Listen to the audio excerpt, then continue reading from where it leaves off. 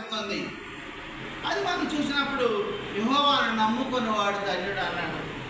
ప్రియమైన దేవుడు బిడ్డారా, యెహోవాను ఏంటి చెప్పాను?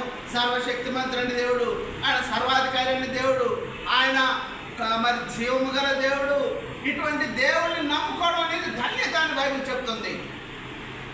అది మనం ప్రభువైన యేసుక్రీస్తు నమ్ముతున్నామంటే మామూలుగా నువ్వు నమ్మట్లేదు. సర్వశక్తిమంతుడైన దేవుడు నమ్ముకుంటున్నావు, సర్వాధికారి అయిన దేవుడు నువ్వు నమ్మకం ఉంచావు. కాబట్టి నువ్వు ధన్యుడు, నువ్వు ధన్యురాలు అని బైబిల్ చెప్తుంది. కాబట్టి నువ్వు ఏం చేయాలి నీ జీవితంలో అంటే, నీ జీవితం ఎప్పుడు కూడా ఆయనమయదే ఉండాలి. దేవుని మాత్రమే నమ్మాలి, దేవుని మాత్రమే ఆశ్రయించాలి.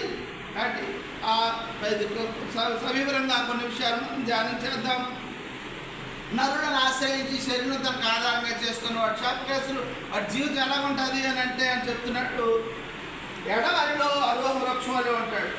మేలు వచ్చినప్పుడు అది వానికి కనబడదు. అడవిలో కాలిన నేల ఎందు నిర్జనమైన చవిటి భూమి ఎందు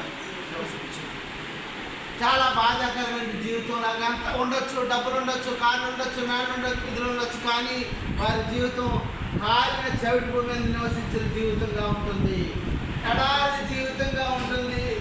నరులను ఆశ్రయించి శరీరం తనకు ఆధారంగా చేసుకునే జీవితం ఎలా ఉంటుంది అంటే, అడవి జీవితం, అరణ్య జీవితం, కాలిపోయిన జీవితం, చవిటి భూమి ఏంటంటే ఫలము లేని మరి నిస్సారమైన భూమి మీద ఉన్నటువంటి చెట్లునే ఉంటాయి.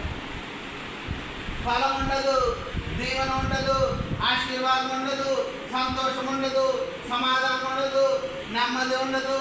డబ్బు ఖర్చు పెట్టినా, డబ్బు ఉన్నదని చెప్పేసి కాదని అన్ని ఖర్చు పెట్టినా కూడా సంతోషము, సమాధానం, నెమ్మది లేని జీవితమే ఉంటుంది. ఎవరికి అంటే నరుడిని ఆశ్రయించు వారికి, శరీరం తనకు ఆధారంగా చేసుకుని వారి జీవితం అలా ఉంటుంది. కానీ అది వద్దు ప్రభా, అది వద్దు తండ్రి, నాకు ఇదిగో ధన్యకరమైన జీవితం నాకు కావాలి, ధన్యకరమైన జీవితం నాకు కావాలి, దేవుడు ధన్యుడు అని చెప్పిన జీవితం నాకు కావాలి అని నువ్వు అనుకున్నట్లయితే ప్రియమైన సహోదరుడా, నువ్వేం చేయాలి అంటే ధన్యకరమైన జీవితం